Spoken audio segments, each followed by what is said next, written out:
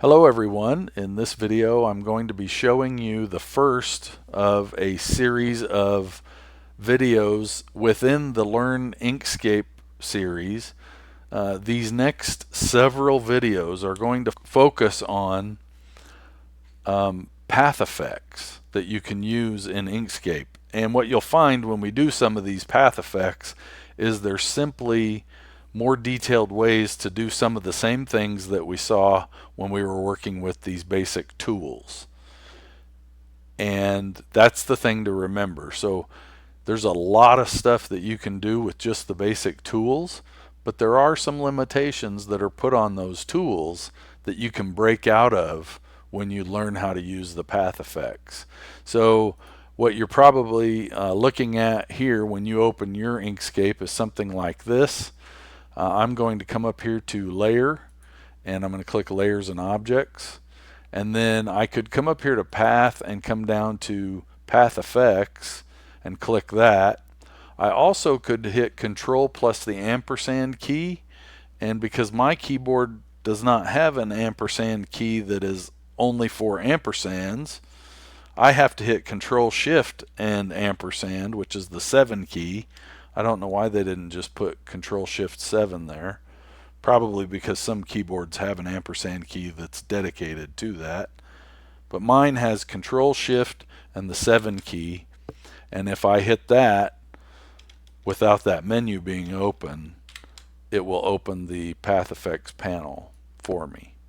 So I'm going to be working with these two panels open. And what we're going to do is we're going to start off using one path effect. Now you can't get to the path effects menu. Well, I guess you could open it. It's under advanced. If you come up here and you click path effects, it opens it, but you can't really put an effect on anything that's not there. So you have to have a path on your canvas before you can work with it. I'm going to start off with a shape that's kind of not so basic. Well, I'm not going to start off with this one, but we're going to use it here in a little bit. So I'm going to just create it right now. I'm going to do something we've done before and just create the difference between these two paths so that I get something that looks like that. And then I'm going to do something else we've done before and drag out a triangle, an equilateral triangle. Now you'll see with this triangle, this is an object, and actually when you first drag out actually I should have went back to it. I was in the node tool, but when you're in the triangle object, you'll see that it's got this point, and this node right here, right, and this node here, these two nodes basically determine what this shape looks like. Now that's nothing new. We've already seen that before, but I'm going to take this back to an equilateral triangle. However, I've already changed all of this stuff, so I'm going to hit reset, and I want it to be 3 sides, not 5. And I think that we'll just call that close enough, and then I'm going to put it like that. So here we have our triangle. It's a very simple shape, but the first path effect we're going to work with is something very similar to something you've already seen. And just to show you, put it in perspective, I'm going to create a rectangle here, and then I'm going to just pull down on this and see how it puts corner radius on this. And if I go like this, I can put a corner radius on the x-axis, which is this one, and notice how the bottom one mirrors the top one. And then I have the y-axis. So I can set one or the other, and if I only do one, it operates on all 4, and if I do both, if I do 2, that allows me to kind of control the shape of the radius that's on it.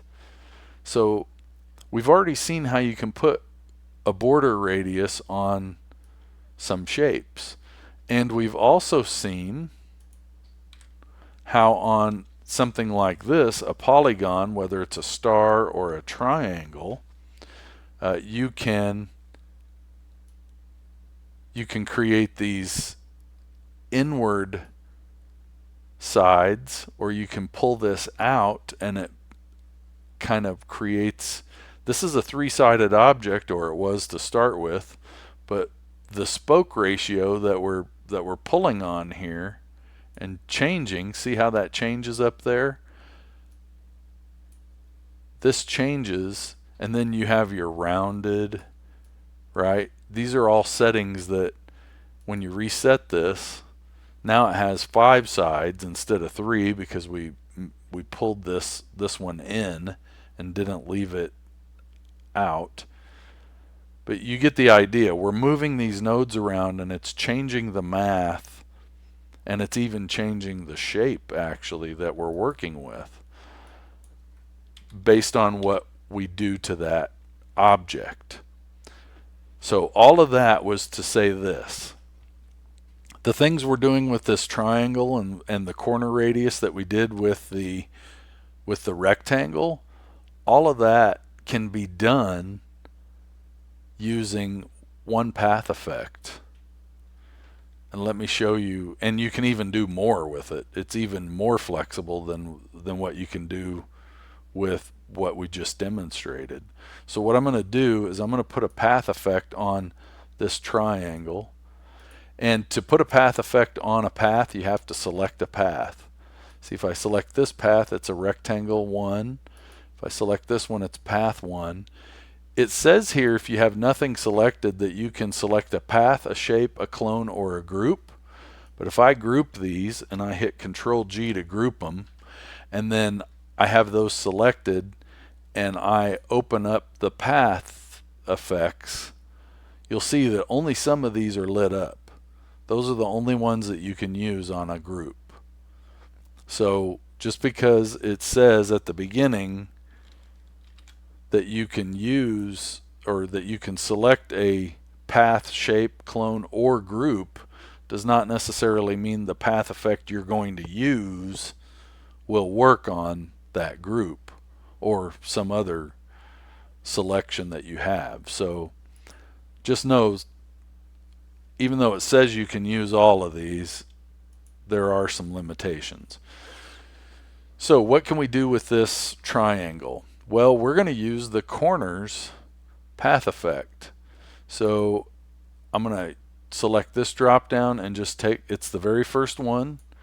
We're going to click corners, and you see nothing really changed in here, but if you go and look at it with the node tool, you'll see that it's got 4 nodes, or 2 nodes, the same 2 nodes that it had before, only we've got these control handles that are coming off of every corner. Now what's interesting here is we have a corner here with a node that you can see, and we have a node here that you can see that doesn't appear to be a corner, however it is. If you remember back when we were moving this same node, back when we were working with the polygon tool, it actually pulled all 3 of these sides towards the middle. So this is a corner that is tied to the opposite sides. So it represents all 3 of these points in the middle of the sides, and this node represents all 3 of the ones on the outside points. So what can we do with this? Well, let's put first let's just start off by changing some of these settings over here in the panel. Now the first one we're going to tinker with is this one, and watch what happens as I start bumping this up. Now all of your corners become visible, right? See these little arrows?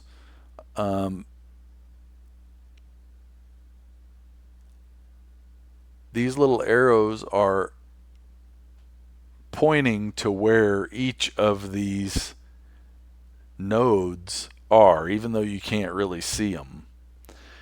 And if I if I turn that off and then I start bumping this up, notice how some of those arrows go away and other ones stay. These ones in the middle of the sides, when I turned off the knot distance instead of radius, right, it started using a different way to figure the corners.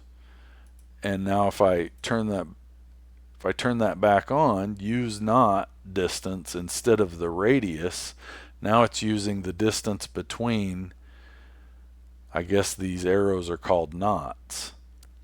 So if you turn that off, it's going to only use the radius, and if you turn that on, it's going to use the distance, the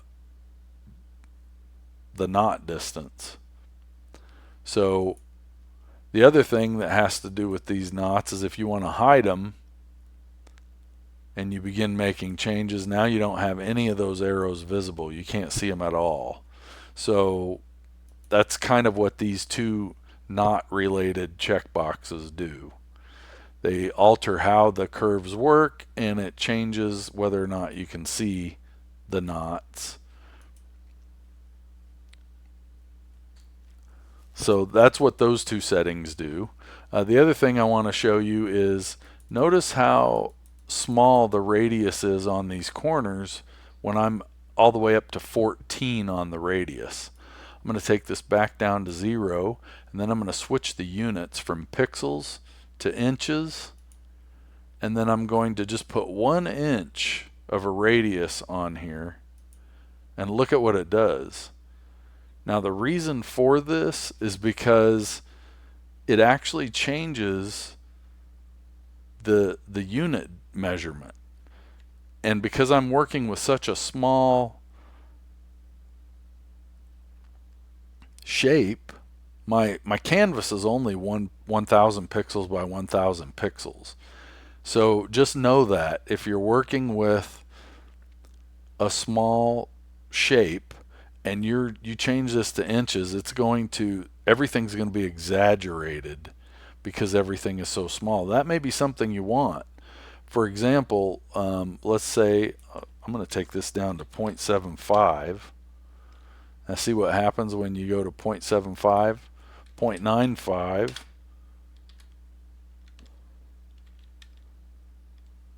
So every little tiny bit makes a big difference because you're working with a larger unit of measure. So if I wanted to take this down to 0.89, you get the idea. And you can move these sliders around, or these knots, I guess is what they're called. You can move these around too, like that, and it will.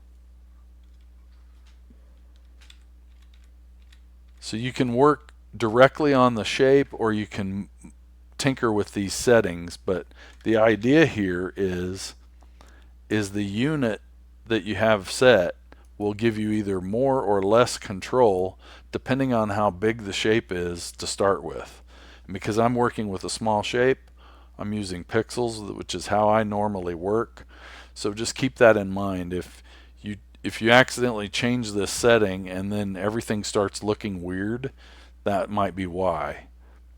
So I'm going to go back to pixels, and I'm going to put corners on each of these corners.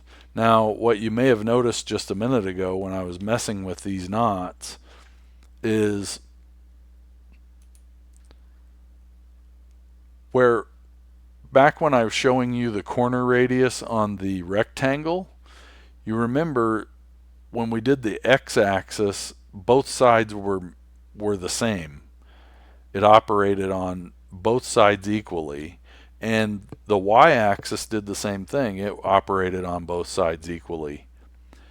The advantage to working with a path effect the corners path effect is you're not limited to what we've been doing so far, and that's just changing all of them.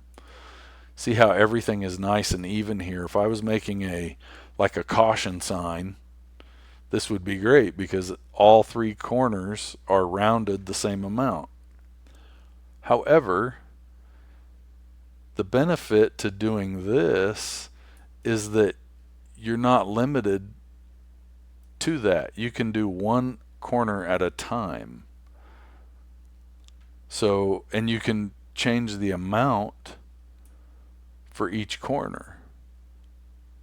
So here I have three corners, and each corner's got a different amount of radius on it. They're not all linked together. And two, something else that's very interesting, which I'll get to in a minute, but what I'm going to do is I'm going to change these back. And before I get into some of the more stuff that's going to create some really odd looking shapes, I want to show you what these buttons down here do, right? So right now we're working with what's called a fillet, and that's this curve on that goes around a corner point node. So that's this one here. But we can also work with a chamfer, and a chamfer just creates a straight line that just cuts off the corner. So if I set this back to 0 and then switch this to chamfer and then take this up, watch what happens. See how it's just cutting off the corners? It's just, instead of creating a curve, it just makes a straight line. So that's the difference. If you have a fillet, it's a curve. A chamfer is a straight line. Now here's the interesting thing. If you have a chamfer and you change the chamfer steps up here, watch what happens. I'm going to make this a little bigger so you can see it.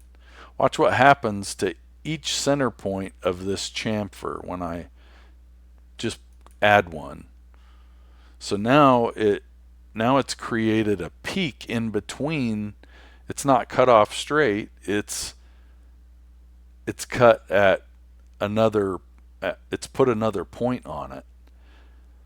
And for each one of those you add, it does the same thing. So eventually you could create enough chamfer steps to make it look like it did when it was a fillet. But just know that what's happening under the hood is that you're dividing each of these sides in half, putting a center point on it, and then moving that out to the edge. Now, you can, if we go back to fillet here, you can invert the fillets and the chamfers. And watch what happens when I do the inverse fillet, where right now it's a rounded corner, but if I inverse it, it's a cutout now. So inverse creates that sort of a shape, and again, you can still edit it and make it larger or smaller. Now the same thing happens with your chamfers.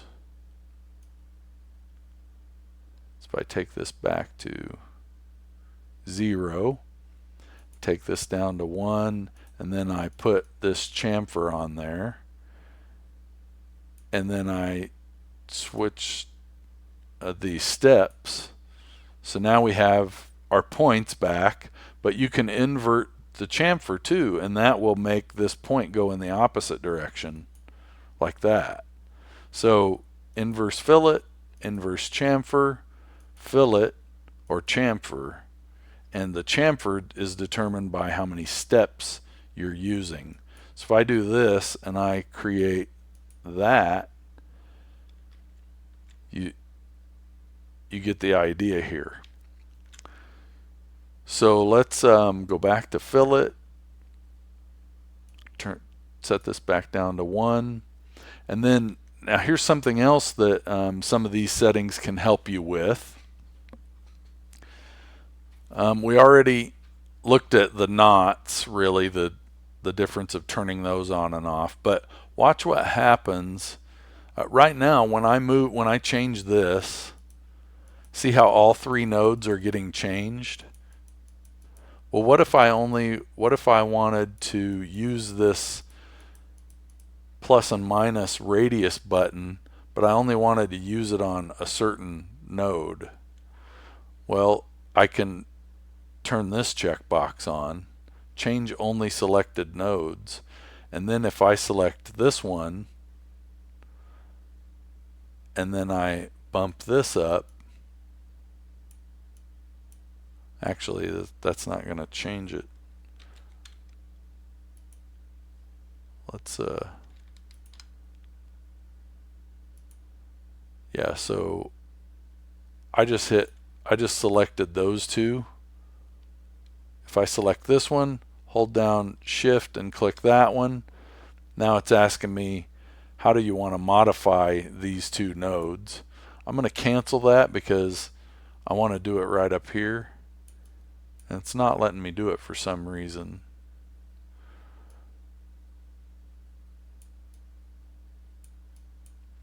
But if I select them and then I bump that up and then hit modify, see what it did? It let me change that one node, and I don't know why it's not letting me do that here, because it should let me do that.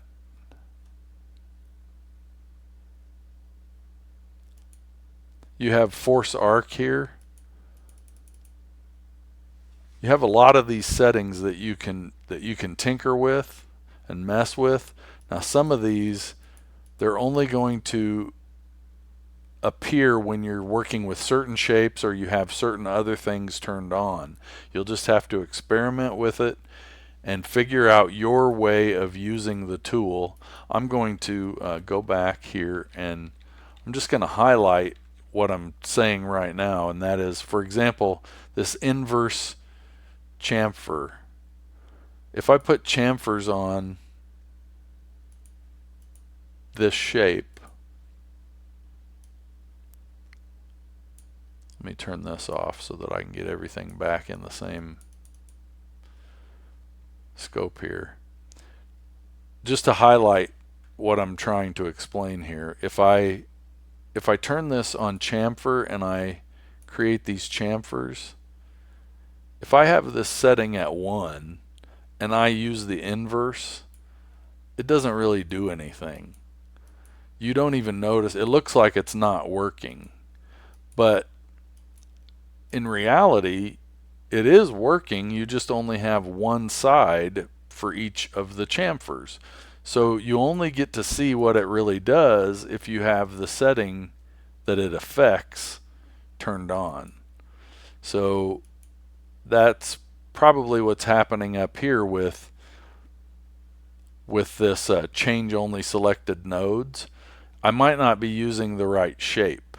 Something over here, something like this, would probably work better for that, and we'll test that out here in a minute. You can tell I don't use all of these settings, but I'm trying to give you the best representation of what they all do by going through the tool itself. The main thing I want you to understand when you work with this tool is that you can do a lot more things with it than you can with the standard settings of each of these tools in your toolbar.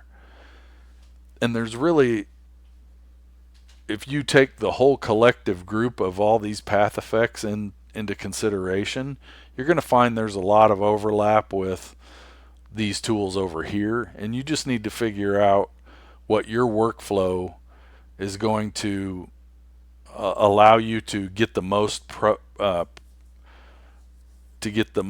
productivity out of for the least amount of remembering. Because if you try to memorize everything in this, it'll take you longer to learn all of it than it will to actually just figure out how to get something done and use it. So it's obvious that I don't use every single one of these settings, but the overall idea is pretty simple, right? If I want to just create a shape, let's say I want to create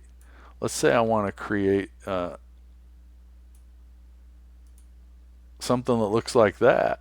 Well, I could either draw that out with a square and then try to move the two nodes evenly inward until I get the right shape, or I could just use a path effect, and then I'll show you later on how you can turn this into a simple shape. But for now, right now when we're operating on these edges, no matter which one of these we have set, whether it's the fillet or the chamfer or in either of the inverses, it's affecting all three at the same time. But that's because I have apply changes if the radius is equal to 0. I have that checked right now. So since all the radiuses were equal to 0 when I started, it latched on to all three of those. In fact, all 6 of them. Because see these knots that are coming out from this node here? And these two, and these two? These are all affecting nodes as well. You just can't see it right now. But if I move this, look at what happens.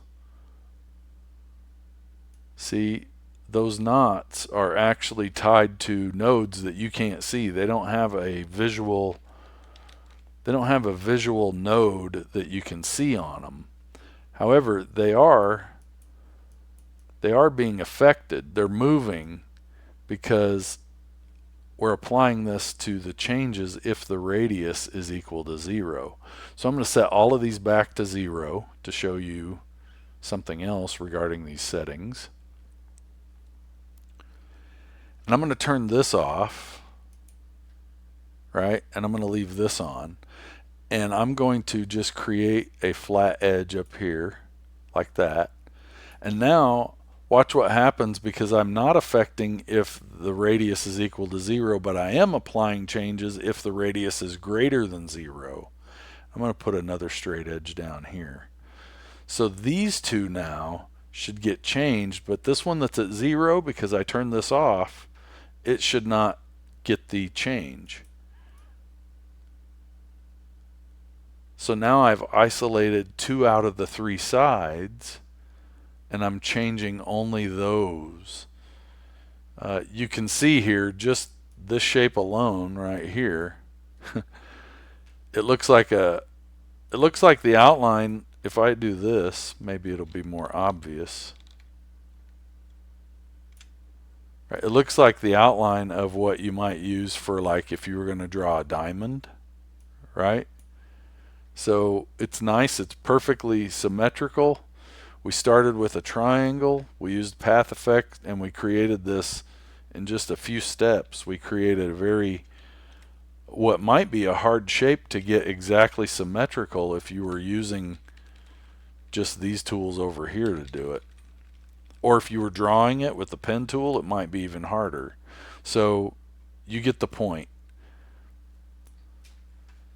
So we have,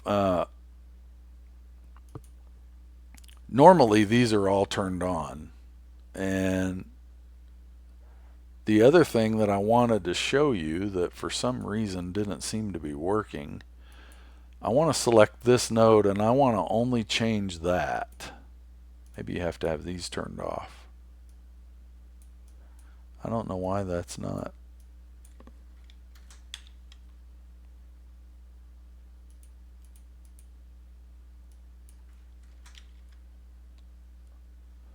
So I guess I would have to, ooh, wrong one. So you have to set all of these. If I set these back to 0, maybe you have to. Alright, apparently it won't work with that shape. Let's come over here and use this shape, and we'll put a path effect on it. Same path effect. We're only working with the corners path effect in this video. But I'm going to change only the selected nodes, and I'm going to select this one, and I'm going to, that's what I was trying to do with the triangle, but apparently I broke it somehow But you see the idea. I selected a node and then I increased the radius on it. Oh, I wonder if it's because the triangle is set to chamfer instead of fillet. Nope. I can't figure out what I did to make that not work on the triangle. It should do the same thing on this shape that it's doing over here, but for some reason it's not. At any rate, you can see you can select one of these when you have this selected, and it will let you change only the one that's selected. And if you select two of them, let's say I want to change this one and this one, I held down shift and clicked the second one. And now if I come up here, see how now I'm affecting those two? And then if I select this one, it allows me to adjust that one. You can do these one at a time. It's the equivalent of just messing with these knots by themselves. Only it gives you more fine-grained control. Like, interestingly enough, I should have, let me test that real quick.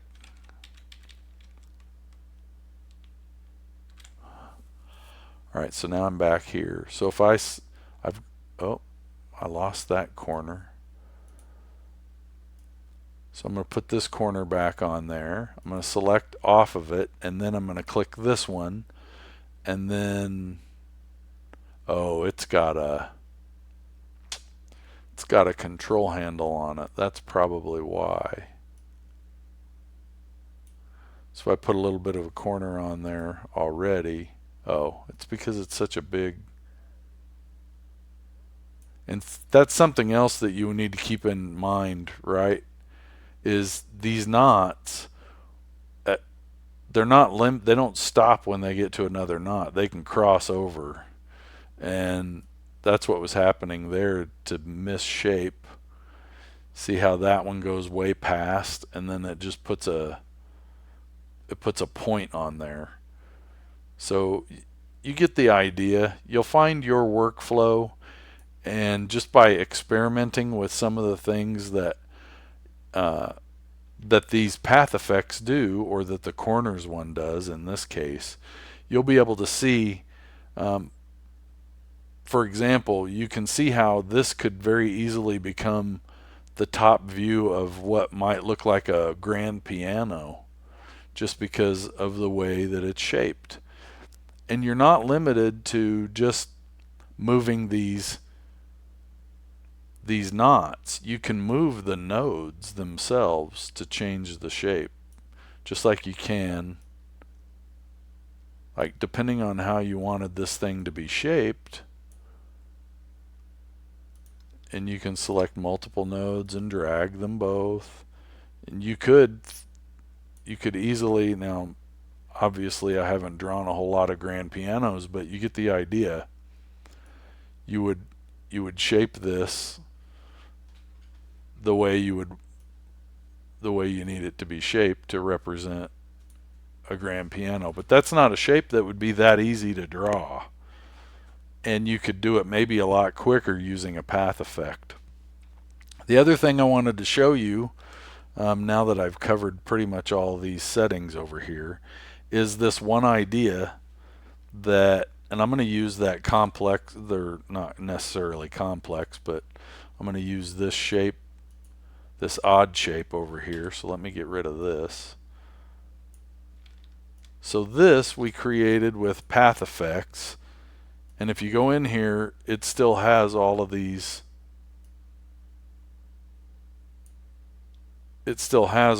knots, and it has the curves, and you can fine tune it. But let's say you want to lock that in. Let's say you want to lock it into a specific shape. You're done messing with it, and you don't want to be able to, you want to basically lock in the way that it's shaped right now and get rid of this path effect. And the reason why is because this is doing, especially if you're stacking these up, which in subsequent videos you'll see how you can use more than one path effect on the same path. But for now, just know that you could lock this in and turn it into a simple shape that is basically the equivalent to what you would get if you actually drew it all out. And you do it the same way that we did in earlier videos. You just select it, and then you come up here to path and you select object to path, because right now it's an object. It's a shape with a path effect on it, and that makes it an object. So if we object to path, see our path effect went away, but we still have our shape. And now it's just a simple path with a bunch of nodes and handles, just like everything else we've been drawing, right? So now you can move these around if you wanted to fine-tune this.